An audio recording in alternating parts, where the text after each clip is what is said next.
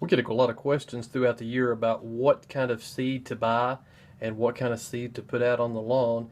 And there's a lot of different kinds. And you go to the big box stores and you see these nice shiny bags. And we look at the front of these bags and they've usually got a nice picture of a pretty green lawn.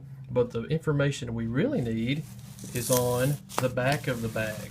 And this tag here has got the information about the seed that really tells the tale about what is in the bag. And you notice this particular bag of seed right here has got the purity, the percentage of each of these different kinds of grass in there, and it also has the germination percentage, how much of that each of those varieties we would expect to come up and actually grow. And those are in perfect conditions, so your conditions at your home probably won't be that good.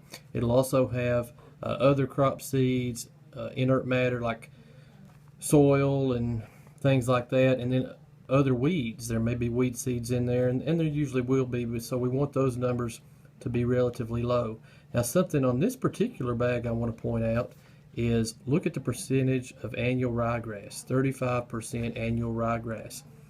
That's something you really want to watch out for when buying seed, because annual ryegrass, since it's an annual, is going to come up, look really good in the fall when you put it out, but it's going to die in a year or so. Within a year, it's going to die out. And so 35% of the seed that you are buying and sowing, you're only going to get for a year. Now, there may be times and circumstances where that's fine, but if you're looking for a long-term solution in your yard, buying a variety with a lot of annual ryegrass in it probably isn't a very good idea. And I see some of these bags they're selling that may have over 90% annual ryegrass.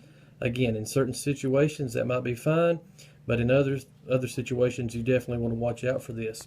Now we'll look at this other bag, and again we want to turn it over, look at the back of the bag, not just the nice picture on the front. We want to look at this seed tag and look at the amount of actual seed that's in the bag along with the amount of germination that we can expect. This is one that has tall fescue. It's also got perennial ryegrass and Kentucky bluegrass. That's a fine mix. The germination percentage is 80 to 85 for each of those. But look at this right here. 50% of this bag is coating material. This is a coated seed, meaning they've put some kind of coating around the seed, either a fertilizer or a fungicide. And that may be fine and well, but you do need to know that when you buy the seed, that you're only actually getting about half the weight of this bag is in seed. The rest of it is in coating. 50% of this bag is in coating material. Again, that may be fine in certain circumstances, but if you go out and this is a 7-pound bag and you think you've got 7 pounds of seed, you actually only have 3.5 pounds of seed. So look at the back of the tags, look at the information on those tags, and that's going to give you some really good information. There's a ton of good research that's been done in turf at your local extension office. In Tennessee, we have a great website called Tennessee Turf. It's at tennesseeturf.utk.edu.